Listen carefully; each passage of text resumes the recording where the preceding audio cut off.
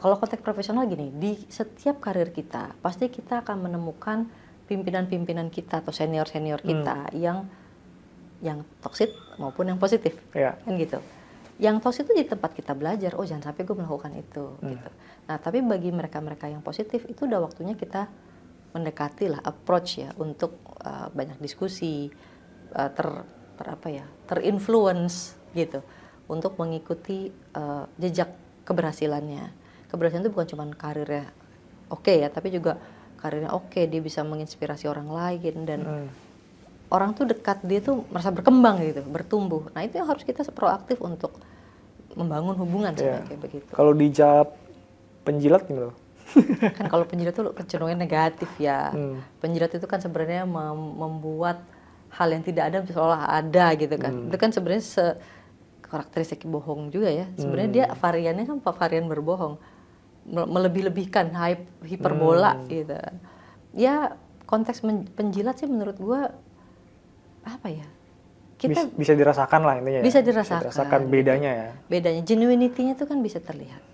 Ya jangan kita dekat dengan orang atau terinspirasi. Jangan kita terinspirasi sama orang yang cuma jago bersilat lidah tapi dia tidak bisa beraction seperti yang diomongin gitu loh.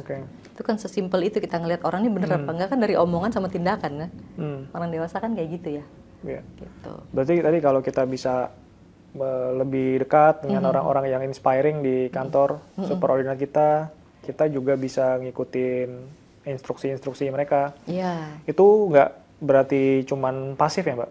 Enggak, instruksi yang secara pasif aja gitu? Enggak begitu. Tapi kita juga bisa lebih proaktif untuk juga brainstorming ya. Kalau saya begini gimana, kalau saya punya kayak gini minta di feedback gitu kan. Nah sejauh ini kan ada 2 cara nih yang sebelumnya kita bahas Mbak, yaitu membangun pertemanan positif tadi ya, dan mengambil contoh yang baik di superordinat kita yang ada di kantor. Nah apalagi nih yang menurut Mbak Eri membangun etos kerja yang baik tuh caranya apalagi? Ada cara yang paling menyentuh hati kita dan itu harusnya menjadi sebuah pedoman adalah belajar untuk menumbuhkan respect pada orang lain. Kesadaran bahwa kita adalah makhluk sosial, kita tumbuh berada di tengah masyarakat, dan kita sadar kita tuh bekerja dengan orang lain, kita harusnya punya rasa ini. Kalau kita etos kerja kita baik, kita tuh sebenarnya bisa menjaga hubungan kita dengan orang lain. Kita respect sama orang lain. Tapi kalau tadi misalnya kita seenaknya, itu sebenarnya kita cenderung nggak respect sama orang lain. Contoh gini, kalau kita punya etos kerja yang baik dan kita memiliki empati yang cukup, kita tuh nggak mau gitu loh menyusahkan orang lain. Contoh, kalau kita cuti hak kita. Tadi gue kasih contoh tadi. Tapi kita punya rasa respect sama orang lain. Cuti di saat kita hari deadline, itu kita nggak respect sama orang lain. Karena orang lain juga lagi deadline. Dengan kita nggak punya empati dengan kita cuti aja hak gue. Dan kita sebenarnya dibutuhkan di pekerjaan itu. Pasti teman kita deadline, tapi kita dengan enaknya bilang, kan cuti hak saya. Itu kita nggak respect sama orang lain. Kita menjadikan seseorang itu harus menanggung tanggung jawab kita. Tapi kalau kita respect sama orang lain, kita nggak sanggup melakukan itu. Gitu. Respect itu bukan sesuatu hormat berlebih, tapi respect itu kita memahami bahwa dia manusia biasa juga, dia punya kepentingan, dan kita pun kalau kepentingan terganggu kita juga nggak happy, gitu kan. Kita pengen orang respect sama kita, tapi kita nggak bisa respect sama orang, coba gimana? Gitu. Aku lebih ngeliatnya kayak gitu sih. Kita rasa memahami bahwa produk keputusan kita itu mempengaruhi hidup orang lain. Itu kita cenderung lebih respect sama orang lain. Itu yang membuat kita tuh orang lebih happy lah.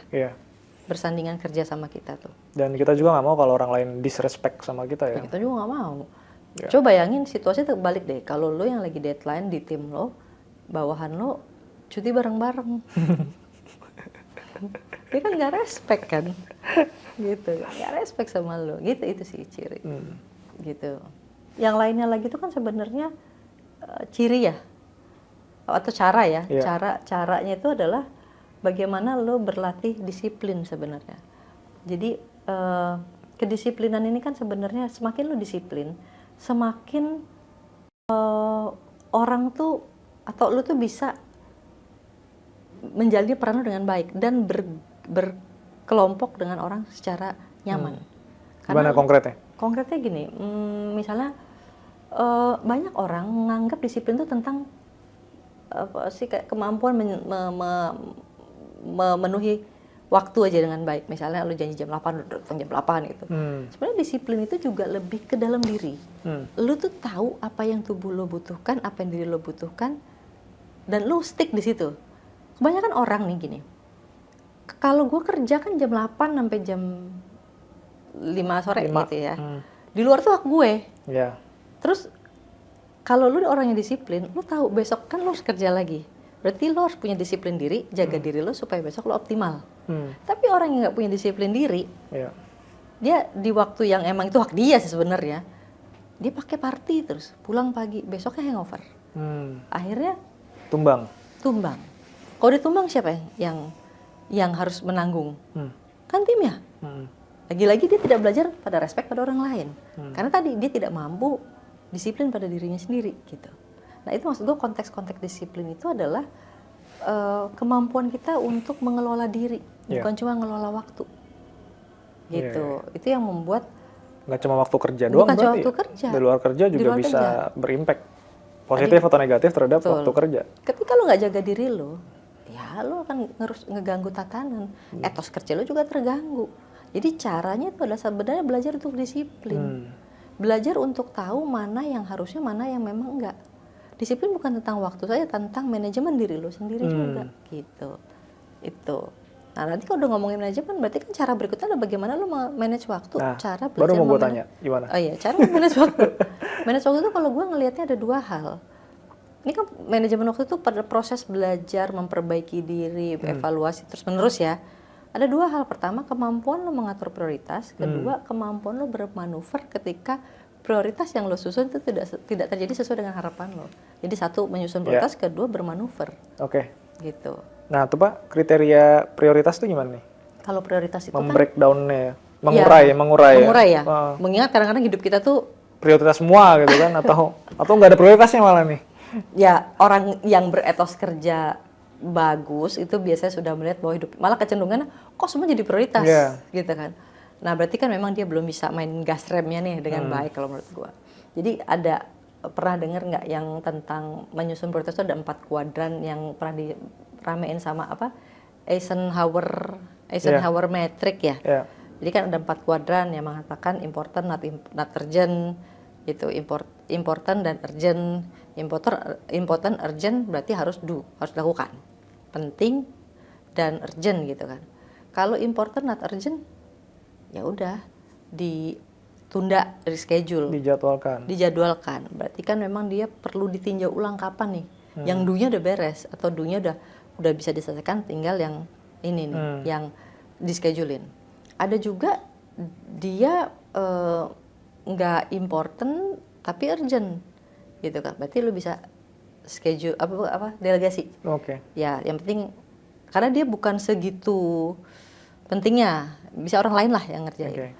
Ada juga yang kondisi nggak penting juga nggak urgent, tapi karena orangnya sangat bersemangat gitu, semuanya masuk high priority, padahal dia harusnya bisa nggak usah dikerjain gitu. Jadi dengan kita menyusun prioritas dengan tadi 4 ini, sebenarnya kita cenderung bisa memberi ranking gitu loh pada list yang tadi muncul ke kita. Nah setelah list muncul, setelah kita ngebuat, kan dunia ini tidak semudah itu kan, tidak selancar itu. Ada kalanya apa yang lo udah susun sebagus mungkin ternyata dia nggak berjalan sesuai rencana. Aduh, dia konsultan kan paling sering, kita udah bikin timeline, tiba-tiba konsultan tuh gitu. Sering banget sih beda, nggak matching gitu, antara yang udah direncanain sama yang kejadiannya itu. Akhirnya apa yang dituntut adalah kemampuan bermanuver. Iya, betul. Gitu. Kemampuan bermanuver ketika rencana tidak berjalan dengan sesuai dengan faktanya gitu. Jadi bukan cuma kemampuan menyusun prioritas, tapi kemampuan bermanuver setelah itu. Menurut gue juga itu cara menggunakannya juga butuh pengalaman. Iya. Karena kan mendefinisikan ini penting atau nggak penting, urgent atau nggak urgent, bisa jadi beda antara orang ini bisa didelegasikan, mana yang enggak gitu. Mesti tadi balik lagi ke saran yang bayar itu, perlu ngobrol sama orang-orang yang memang subordinate kita, yang ngerasa dia tuh pintar mendefinisikan prioritas sesuai dengan kepentingan dan kearjenannya. Dia sudah punya pengalaman ya untuk penyusunan prioritas. Karena pengalaman nggak bisa bohong sih di dunia kerja. Betul. Itu sangat efek gitu teman-teman. Ya tadi ya, jadinya bisa pakai matrix tadi sih, Eisenhower matrix buat bisa mengenali kebutuhan akan prioritas, dan teman-teman bisa coba juga di rumah. Oke, kita udah bahas beberapa cara ya Mbak, pergaulan setting, pergaulan positif, meneladani superordinat yang baik, ngasih respect, disiplin, manajemen waktu. Nah, masih ada lagi nggak Mbak? Ada satu hal yang ultimate menurut aku, ini adalah tentang mindset. Bagaimana ketika kita kerja, kita berkarya. You are what you think. Kayak ingat you are what you think. Ketika kita bekerja, kita tuh punya pemahaman, kita tuh sebagai owner. Jadi namanya owner mindset. Ya. Bagaimana kita bekerja itu bukan cuma sekedar kayak mental pegawai, tapi mental pemilik. Nah, mental pemilik juga jangan salah artikan, karena aku kan gue pemilik suka-suka gue. Ya suka-suka gue. Itu bukan mental. Justru kalau misalnya ada pemilik dengan mental suka-suka gue, itu cenderung dia nggak punya mental owner. Ini tadi mindset owner ini dia nggak punya. Karena mindset owner ini membentuk sebuah pemahaman bahwa kalau ini perusahaan gue ingin perusahaan ini tetap hidup, gue nggak mau rugi, gue nggak mau ini hancur. Jadi gue jaga dengan benar. Memulai dari diri gue dengan bekerja dengan benar. Nah justru ketika ada owner-owner yang kerja semaunya, sembarangan, itu sebenarnya dia memiliki mungkin bendanya, perusahaannya, tapi kepemilikan jiwanya belum. Gitu, mindsetnya belum. Gitu. Jadi intinya ketika lo punya owner mindset di pekerjaan lo, jadi lo ingin memberi yang terbaik. Lo nggak mau cara kerja lo itu membuat kerugian di perusahaan ini. Lu pengen ngeliat perusahaan ini tetap ada, terus tumbuh menjadi tempat kerja yang juga berkembang seiring dengan perkembangan diri lo dan berimpact gitu lah. Itu owner mindset itu yang menurut gua perlu dimiliki gitu loh. Jadi bukan bicara tentang gua enaknya gimana, untungnya gua gimana, tapi dia membuat diri dia tuh berkembang gitu loh seiring dengan perusahaan ini berkembang. Gitu. Itu makanya pentingnya tadi berada di lingkungan kerja yang tepat, lingkungan pergaulan yang tepat. Lu masuk ke perusahaan yang memang udah terbentuk juga positif, lu jadi semangat gitu loh memiliki owner mindset di situ. Jadi nggak rugi punya owner mindset. Di tempatnya udah nggak ada tabrakan gitu loh antara jiwa ingin punya owner mindset sama ditempatkan di tempat kerja yang memang ternyata sejalan. Tapi kalau nggak sejalan kan udah punya owner mindset tapi tempatnya nggak kondusif buat apaan kan gitu. Gak usah jadi owner deh ini gue gitu. Yalah ini mah tinggalin aja gitu. Nah, owner mindset itu diharapkan kita miliki ketika kita juga menemukan tempat yang memang. Berarti ini kan terkait dengan keberlangsungan ya. Keberlangsungan tempat kita bekerja yang itu juga akan berimpact dengan keberlangsungan karir kita ke depan. Betul. Iya. Artinya kita punya kepentingan terhadap keberlangsungan tersebut, meskipun secara nggak langsung akan berimpact kepada karir kita, itu nggak bisa dibilang sebagai perilaku yang perhitungan tadi ya Mbak? Enggak. Perhitungan tuh kan lebih kepada instan ya, untungnya di kita dalam waktu nggak mikirin apa. Yang lebih besar mungkin? Lebih besar, sementara kan kalau karir itu kan investasi jangka panjang ya.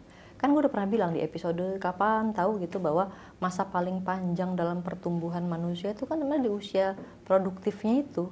Usia karir ya? Usia karir. Dan itu berapa? 30 tahunan kan? 30 tahunan. 30 tahunan kalau dia masuk usia 22, pensiun kan 58. 36 tahun. Iya bisa 40 juga sih Mbak. Bisa 40 tahunan. Bisa. Bahkan kalau misalnya orang-orang yang dipakai lagi gitu ya. Lama itu gitu. Jadi maksud aku yang perlu dipahami ini investasinya tuh jangan untung gua di saat ini gitu loh. Tapi kita pikir tentang investasi kita ke depan gitu. Terima kasih banyak Mbak Eri. Ada closing statement nggak atau kesimpulan dari pertemuan kita tentang etos kerja ini? Iya. Etos kerja ini benar-benar penting ya sebagai apa yang menjadi pilihan sikap kita dan kebiasaan kita dalam menjalankan karir kita. Karena dengan kebiasaan ini akan dirasakan seumur hidup. Tadi kita udah bahas bahwa karir itu, masa perjalanan karir itu adalah masa paling lama di hidup kita. Kalau kita dikasih umur yang panjang, bisa menjalani karir 36 tahun gitu ya. Kebiasaan atau etos kerja yang kita bangun itu akan menetap menjadi sikap diri kita, akan kepake terus sampai mungkin kita di akhir hayat kita. Jadi memang jangan pernah berinvestasi pada hal yang nggak bagus. Etos kerja yang baik adalah ada sebuah investasi yang baik, dan sebaliknya etos kerja yang buruk adalah investasi yang tidak oke ya untuk kehidupan kita di jangka panjang, di usia dewasa dan usia produktif kita. Dari sesi itu sih. Oke, keren banget dari Mbak Eri. Fruitful discussion with Mbak Eri. Terima kasih. Kalau gitu terima kasih banyak Mbak Eri buat waktunya, insight-insightnya pada sesi kali ini. Kita ketemu lagi di episode selanjutnya. Dadah. Dah.